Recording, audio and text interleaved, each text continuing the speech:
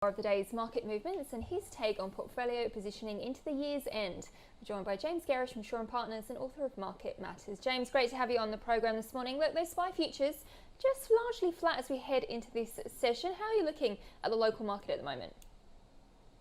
Yeah, good morning to you guys. It's going to be a flat open, as you made mention of this morning. I think, after October is generally a pretty strong month for equities, we then go into a bit of a soggy patch in November and the start of December before we usually get the Christmas rally. So there's a few things I look at in terms of markets. One of the important things is around investor positioning, and at the moment, I'm not seeing any sort of huge optimism. Fund managers have holding high cash levels. They're the most bearish they've been since early in 2020. There's a whole raft of reasons for that. So net positioning is more on the negative side than the positive side. So for me, markets remain often going the direction of most pain, and the direction of most pain at the moment seems to be up in this instance. So from a portfolio perspective, we're remaining pretty positive on this market going into the back end of the year, guys. Yet why that sort of bearish sentiment locally, given also, James, what we're seeing in the States at the moment, where it's really the opposite? Yeah, so you look at the investor sentiment actually over in the US market, and there is some level of caution up there. So S&P futures positioning is more on is net bearish. So that's often doesn't correspond with market tops.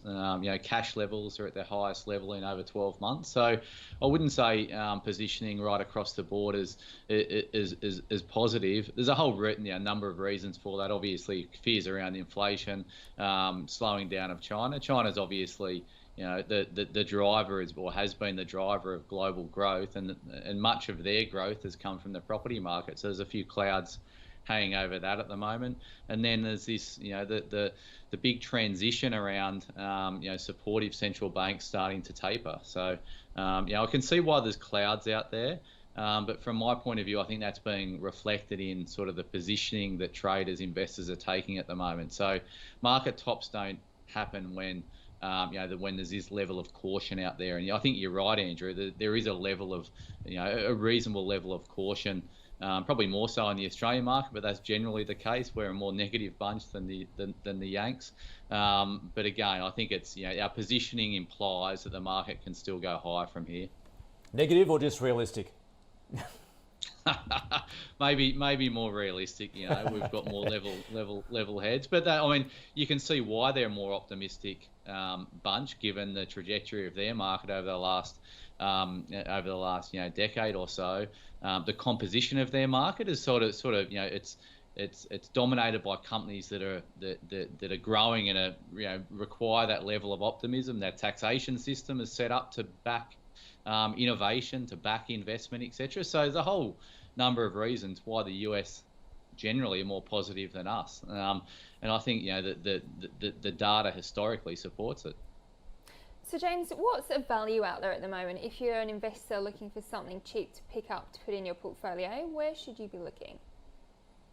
Yeah, I think you've got to look at stock-specific things. So this week Smart Group SIQ had a revised. They had a bid on the table from a private equity consortium, $10.35. They revised that lower down to $9.25, and Smart Group, rightly so, has sort of walked from those negotiations. So that's a stock trading at $8.08.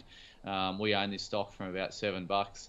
I think that's really deep value there. Obviously, our valuation thesis is now, supported by a third party who believes that $9.25 is sort of the right price for that. So that looks at a cheap stock for mine. Yields nearly 6% fully franked. So that's an area. I think gold is starting to look interesting. I know your guest prior was flagging the bullish outlook for gold. I think that's probably right in the value area of the gold space. Saracen and Regis Resources, RRL, are the two really deep value plays in that area of the market. So there's a few other situational plays that we're looking at. So look, there's always value in markets, and I think going into the back end of the year, it's this value sort of trade that's going to hold up better. We've seen it in recent times where the value components of the US market have outperformed the growthier areas of the US market in recent times. James, we know where tech has been going in the States. Are you seeing any opportunity locally for tech? Yeah, there was just I saw before coming on air, there was a Nitro NTO, was a tech company that we follow, has just had an upgrade this morning. So have a look at that one, Andrew. I think Altium, ALU, again, they were the focus of a takeover target earlier in the year that failed. I think that represents pretty good value there around these levels. Ready Tech, RDY, is a tech business that's been on a scream in recent times, so that still looks pretty, reasonably priced. There's a big discrepancy between some of the valuations in technology in Australia, so there's still areas that are cheap relative to their comps. So the names that I've just highlighted would be examples of that. James, we've talked over the last couple of weeks about being overweight commodities. Has your positioning changed? No, it hasn't. We're retaining that view across our portfolios that I manage here. So there's been a bit of movement around the commodity space. So obviously coal has been under pressure in the short term. Aluminium has pulled back to 6-week lows. The iron ore price, I think, is looking for a low if it hasn't already found one. And often you see that stocks bottom before the underlying commodity does. So we're moving more positive towards the iron ore plays across our portfolio, and of course lithium and uranium are areas we've got decent weightings in our portfolios, and they've been going particularly well. So the uranium stocks are probably pricing in a higher uranium price that's that's playing out at the moment. I think that's a good long-term theme, but it's probably a little bit frothy in the near term.